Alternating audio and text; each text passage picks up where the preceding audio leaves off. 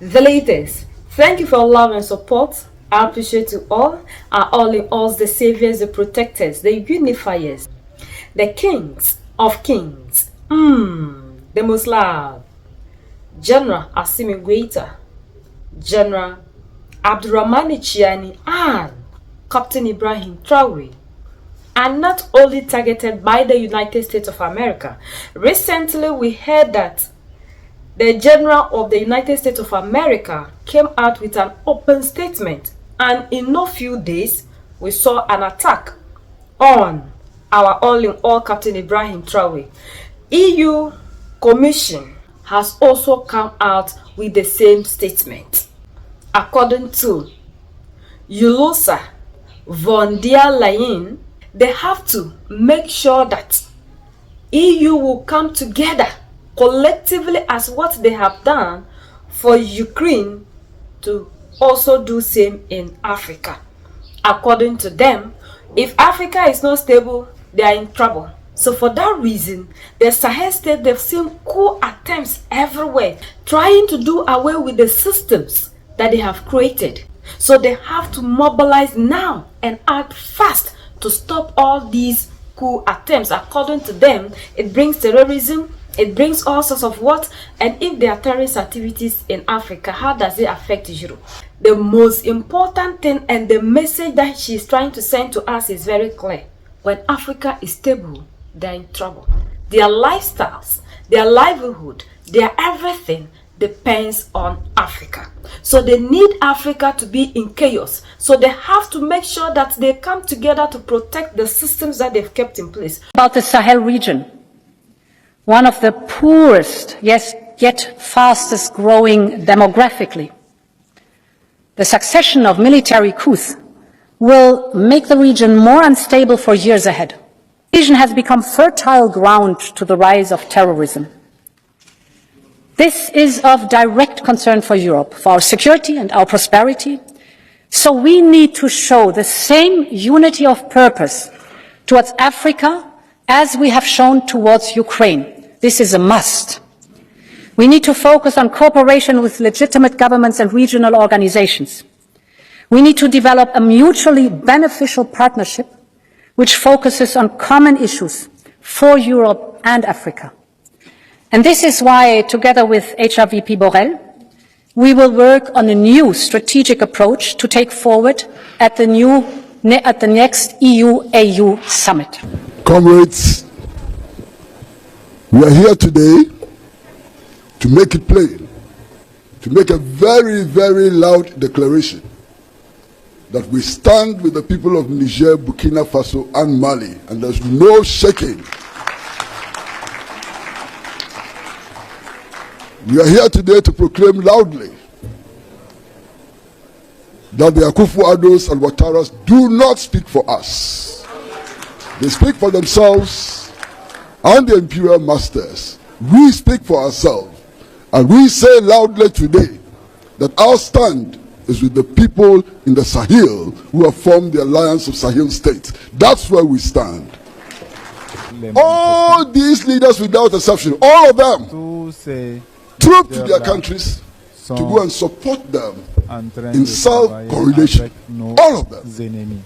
But when the people reject the neocolonial order, when the people decide that there should be no foreign military bases on African soil, they come together and they want to fight. They don't fight for our salvation. They don't fight for our ability to grow our own food. They don't fight for our ability to educate their people on the basis of our own culture, on the basis of our own history, and so on. They fight to retain French control over Niger. They fight to retain French control over Burkina Faso and over Mali. They will never succeed. We will not allow them to succeed. Comrades and friends, as we speak, this very moment, the NATO countries have asked 3 countries in West Africa, Ghana, La Côte d'Ivoire, and Benin, to provide them with space to establish drone bases. Now you know that the United States of America had its largest drone base in Niger for many years. How did that benefit the people of Niger? How did that improve the economic conditions of the people of Niger? They are asking for these drone bases in order to prepare to wage war on the innocent people of Niger, to wage war on the innocent people of Burkina Faso. We will not allow it. The resistance against foreign military presence on every African space will continue unabated until final victory is achieved. It's not only military coups to remove some elected president, but these young soldiers are saying our politics since independence has respected this junior relationship with France. That must end. So you see the big confrontation between these countries and France. It has to do with ending like the agreements I've talked about. That you would have a French general based in Cote d'Ivoire who has actually the power to intervene in Cote d'Ivoire as he liked. So it's an anti-neocolonial rebellion. It has got this element, you are quite correct, of removing elected presidents. How does the continent deal with that? Well, you know, the OAU has a standard policy, as you mentioned, against illegal changes of government. So, the military governments don't get recognized. But we have a particular consequence now, where Mali, Niger, Burkina Faso decide that they are walking out of ECOWAS. Now that can be a positive development. What is to be done? It's not a question that we can answer here. But I think, again, I'm trying to say, it's necessary for us to understand the objective reality. What actually is happening? It's not just young soldiers who are hungry for power and therefore remove this elected president. No. That's why they talk about Thomas Sankara. Sankara took power by coup d'etat. He was a soldier. But Sankara understood this particular issue, the need to destroy and defeat neocolonialism. And that's what these young soldiers are saying. What do we do with them? What does Africa do with them? I think Africa is a challenge, a problem, answering that issue, answering that question.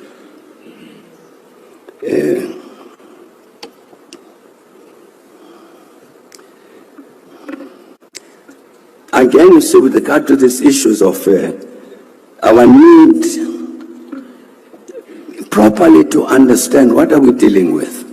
What is she talking about? That when they mobilized and came together and helped Ukraine, what help have we seen that they've offered to Ukraine? Where have we seen Ukraine today? Ukraine today is in chaos. Ukraine is not knowing peace because these people are backing Ukraine, making sure Zelensky doesn't accept defeat. There are certain things that Western Europe do not have that are found in Eastern Europe, and that is why they are doing everything possible to bring Ukraine into their side so that they can tap into the mineral resources that Ukraine is having, according to analysts. Now they are calling for unity so that they can back France to continue to do whatsoever that France has been doing in Sahel states. And we know they are not going to do this without the help of African leaders. They are going to use our leaders to do this because this is what they have always used these leaders for. They praise the leaders who are allowing them to have everything that they want in Africa. and rise up against those that are doing everything possible to safeguard Africa and to make sure that everything that belongs to us will remain in Africa. So when we are in chaos, that is when they thrive. When we are stable, that is when they fall. So they are doing everything possible to make sure that Africa will never be stable. If they don't act fast, and Mali, Niger, and Burkina Faso should stand. As we are seeing a shock wave all over the world protesting, making sure that we unite and fight these systems, they will fall, and they are not ready to fall. If Africa will rise up, then there must be war. So what she's calling for is war that they are declaring on Africa. But we have also sent a message to these people that the era of Muammar Gaddafi is over.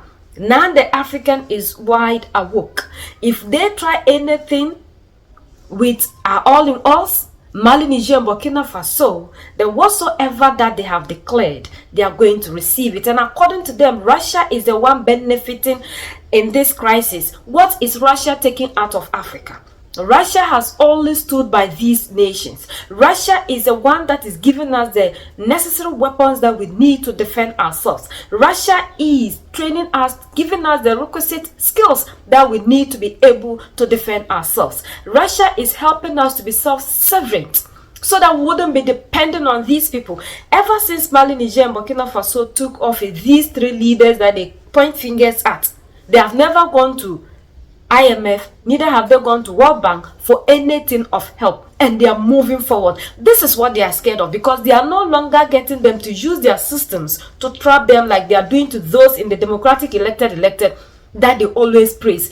According to Captain Ibrahim Traore, our leaders always pay these people yellow papa to project them to be good, to clean their images. Everybody must find means and ways to survive, but Africa must not be the means of survival to other people that have turned Africa to be their backyard, to always come and carry everything that belongs to us. What we are also saying is, whatsoever that they are doing, now we know all their tactics, and we are ready to fight and defend everything that belongs to the African. Africa is for Africans. The resources on the soil of Africa belong to the people of Africa, and we will fight and defend it. Enough. Hands off. Assimi Goita, Abdurrahmani Chiani, Captain Ibrahim Traore are too generous. United we stand, divided we fall, and united we keep standing forever and ever. The greatest enemy of the African is mental slavery. So let's decolonize ourselves from mental slavery. Let's keep sharing to educate our brothers and sisters. Together we make Africa great for ourselves and the next generations that are going to come. So that's the latest around the world and in Europe.